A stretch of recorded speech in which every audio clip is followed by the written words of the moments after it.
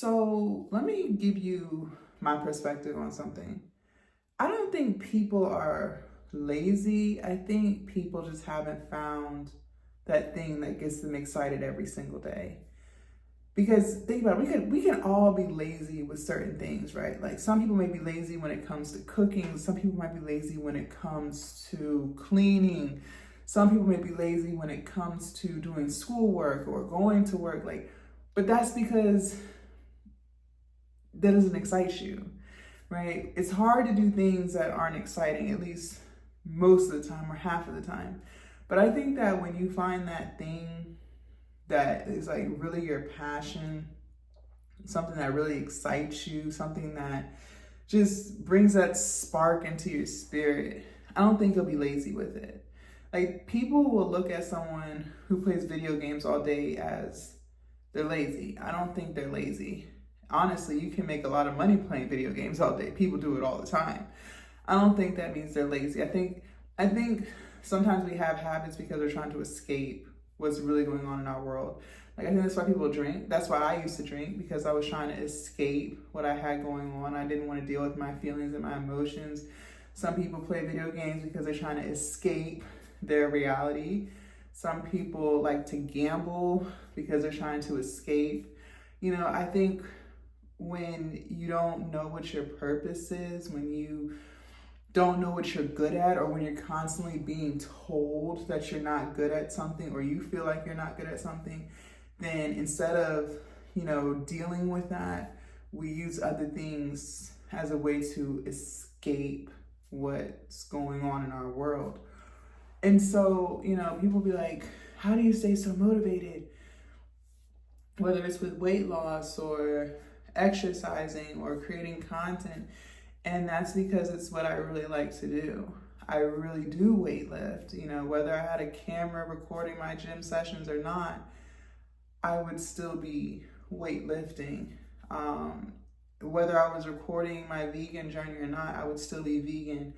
Whether I made this YouTube channel or not, I would still be living by the principles and things that I share with you guys, like being the best version of myself every single day, learning how to get better at my craft, being on a mental health journey, a spiritual journey. Like I would really still be on that. So that's my purpose. Like I'm really doing these things, therefore it's easy to talk about, it's easy to share. But if you don't know what that is for you, you might think to yourself, oh, I'm just lazy, or I'm never going to be anybody, I'm never going to amount to anything. That's because that's what people told you. That's another thing too that I say over and over again. A lot of times, that's why it's so good to spend time by yourself, because a lot of times we adapt the opinions and the mindsets of other people, or we allow other people's labels. We accept other people's labels. So if someone was to tell you that you're stupid, you being the person that you are, I don't know, you might accept that and therefore think that you're stupid because somebody told you that, however long ago, whether it was in your childhood, whether it was in a toxic relationship, a friendship, whatever, you accepted their opinion of you. And now that's how you feel about yourself because that's what someone told you. But it doesn't have to be that way. And I think too, when people are constantly telling someone that they're lazy, then they start to accept that. And so they start to act lazy because that's what they've been told that they are. And I think we do that subconsciously, not just with being called lazy, but with anything. I think that happens subconsciously. We don't even realize that that's what we're doing. But when you spend time by yourself, the only opinions that you can accept at that point are your own. And if you spend enough time by yourself, you start to like yourself. You start to deal with things that you've been avoiding, right? You don't have but so many distractions anymore. You don't have people in your ear telling you that you should do this or not do that, Like it gives you time to finally think for yourself and figure out your next move. But that's hard, right? A lot of people don't like to spend time by themselves because that forces you to face yourself. You can't run from yourself, when you're by yourself. When you're around people, you can not think about certain things, right? But when you're by yourself, eventually at some point, you have to think about things. And so that's why people, bounce from relationship to relationship, friendship to friendship, vice to vice, because they're trying to run away from themselves. But spending time by yourself is a very powerful thing. It saved my life. So many things have improved in my life when I spent time by myself. I honestly need to spend time by myself even to this day.